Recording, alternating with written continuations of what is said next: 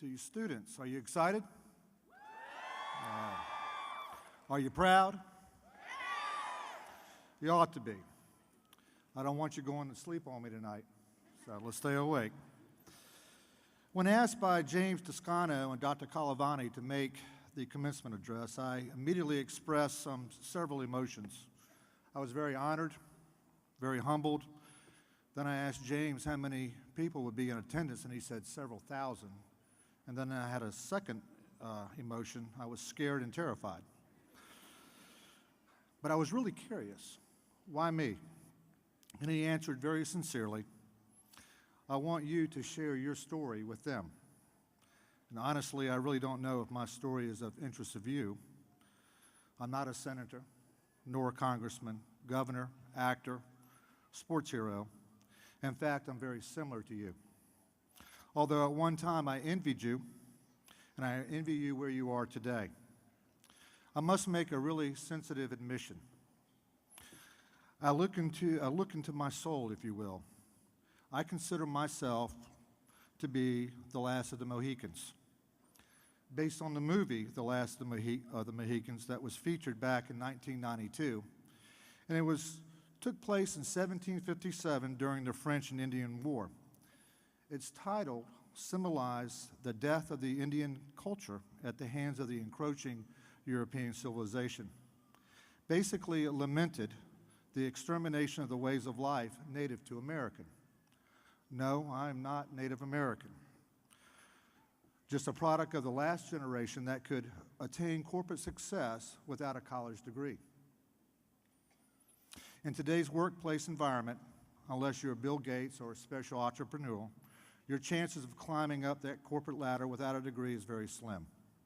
So here's my story and how TCC changed my life. Let me take you back into the early 60s when I was 7, 8 years of age. I grew up in a Leave It to Beaver family environment. Things appeared wonderful, secure, warm, all the things that a child embraces.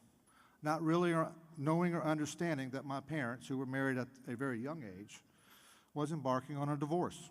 And ultimately, the separation did take place.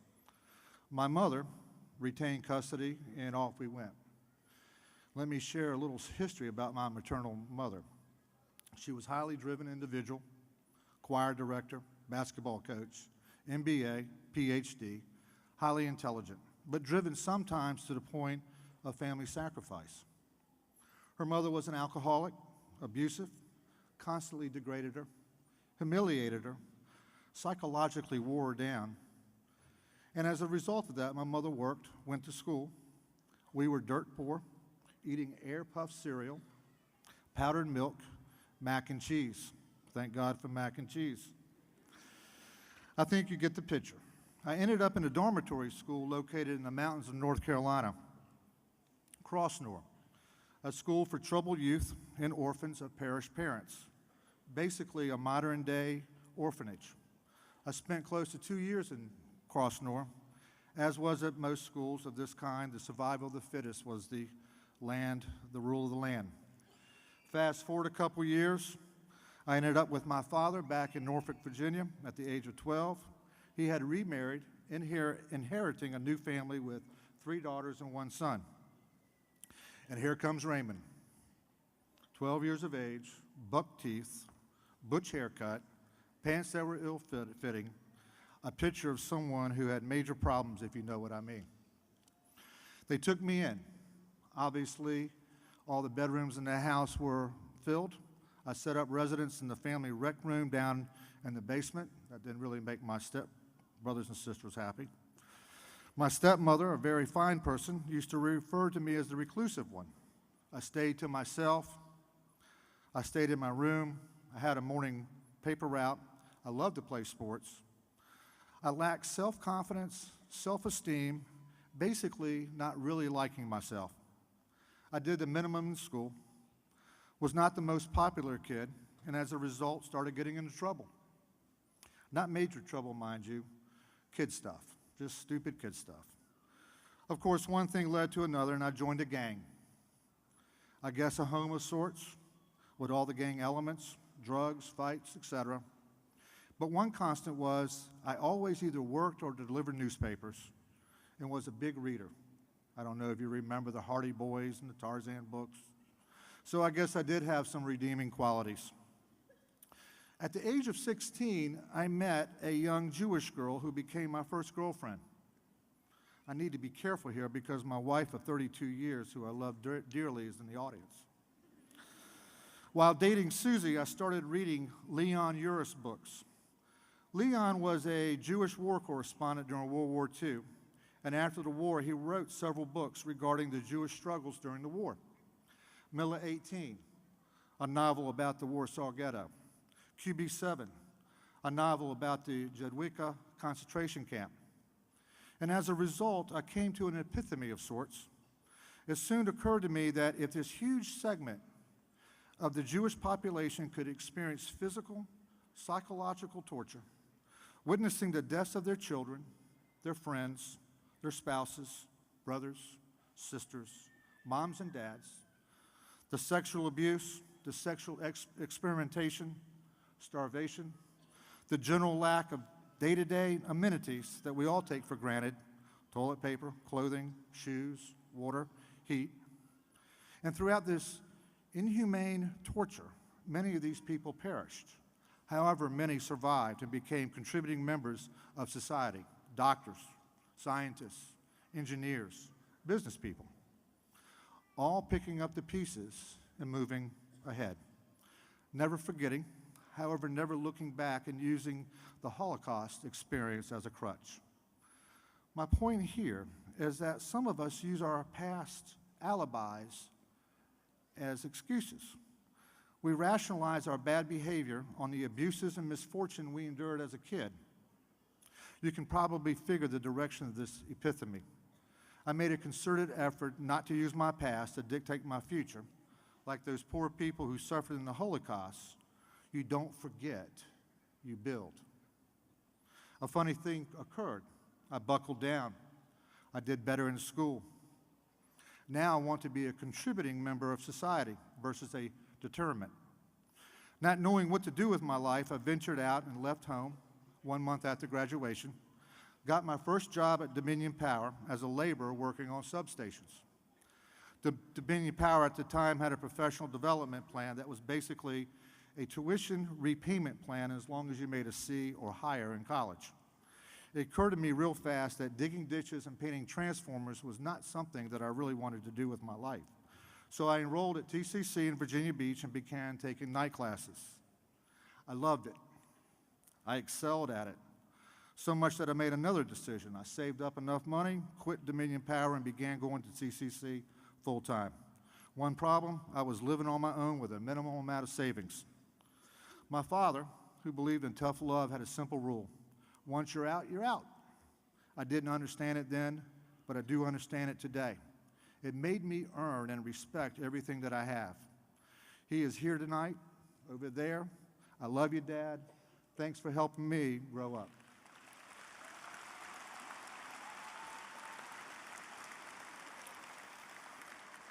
So here I am.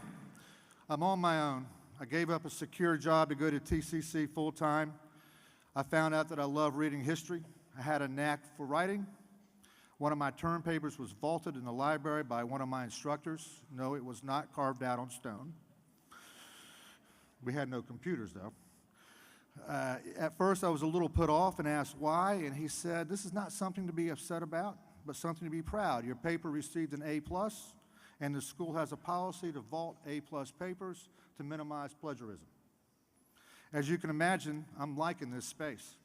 Made lots of friends, played basketball on a club team, could walk into my instructor's offices and have very candid conversations that range from philosophical discussions, life experiences, basically about anything and everything.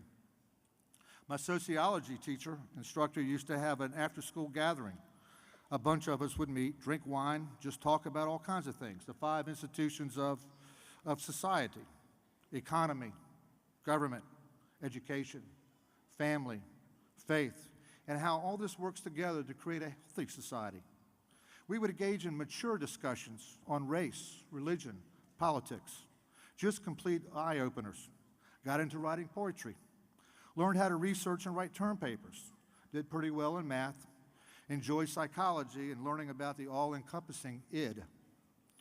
Unfortunately, however, I was running out of money, so I began working at the Ocean View Recreation Center part-time, collecting bottles on the beach to redeem for 3 cents or 5 cents if you're lucky to find a quart bottle. I mean, think about that for a moment. Recycling at its best.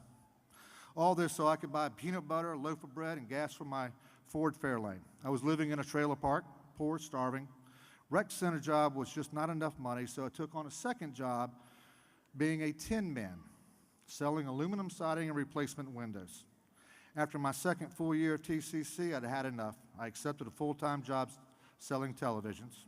You might ask why, not a student loan. It's ironic because later in life I became a credit bureau guy, and at this time I had horrible credit, living off my credit cards, avoiding bill collectors, basically sacrificing everything at that time to go to school. My goal was to transfer to Old Dominion, major in history, modern sociology, become a history teacher, and hopefully one day a basketball coach. Unfortunately, my dreams were put on hold in order to survive, eat, try to get out of debt. I went from the TV business to the copier business. As fortune would have it, Retail Alliance became one of my customers.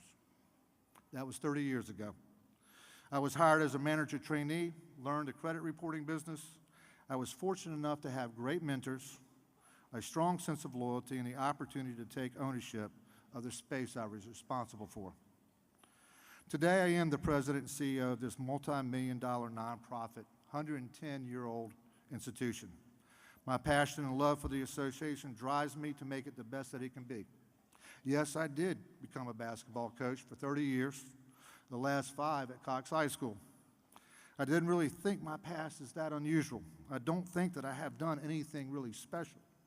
I think I, like you, went through a lot of the same things. I'm sure many of you experienced this scenario. How many of you sat around with your friends a couple of months prior to graduation from high school, listening to where everyone was going to go? Javon is going to Virginia Tech. Rhonda's going to UVA. Ken is going to JMU. Valerie is going to Hampton U. And then the question comes to you, Raymond, where are you going? That pause, that embarrassing pause. I guess TCC, because this is not really my first choice. But I'll tell you, TCC is a great vehicle for those of us that are unsure for our future. There's nothing wrong with that. TCC gave us an opportunity to figure out what we want to do with our lives. There's nothing wrong with that. TCC helps us determine where we want to go. Nothing wrong with that either. TCC provides a home, a kind of proving ground that allows us to explore within ourselves of what we want to do with our lives. And where would you be without TCC or the TCC experience? I don't know about you, but maybe I do. My TCC experience instilled the confidence that allowed me to be comfortable in my own skin, a sense of self-worth that created a foundation that now enabled me to build on. I can honestly say that without that experience, I would not be where I am today. TCC taught me that I could think, that I could write, and more importantly, I could compete in the classroom. It also gave me something else. It helped define who I am and what I want to be: a husband, a father, a successful businessman, a contributing individual in our society. And as a result, I know the benefits of education. I also know the perils of not having one.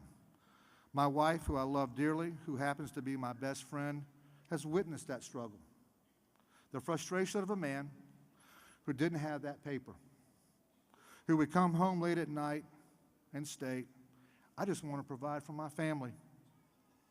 I know I can do the job, but they won't let me in the door. I made a promise to my wife that night that this would not happen to her, nor will it happen to our children. My wife has 2 degrees, environmental health and education. She teaches at Virginia Beach Middle School. My children, the pride of my life, RJ has a bachelor's degree in political science from Radford and an MBA in business from Troy University. Our youngest son, if he doesn't get drafted by the Major League Baseball next year, will be receiving a bachelor's in wealth and trust management and an MBA in business from Campbell University.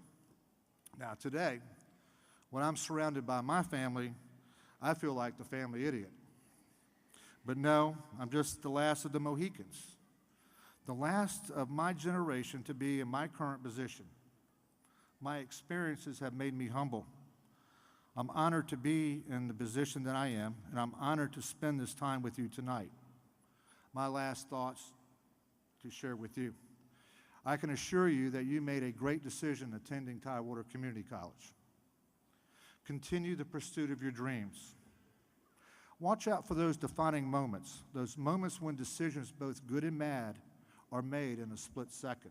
I think you know what I mean. Stay true to yourself. Operate with the utmost integrity. As the TCC brand suggests, you start here, and now you can go anywhere. A quote by Yucca out of the movie of The Last of the Mohicans: "The pale faces are masters of the earth, and the time of the red men has come and gone. My day has been too long." My interpretation: the educated will be the masters of the earth. The time for the uneducated is gone. My generation is done. I want to thank you for allowing me the honor of addressing you tonight. Good luck, and remember, your dream is not a waste of time. The future is yours. Hold tight. Continue the joys of learning. I commend you, I envy you, and I salute you. Thank you.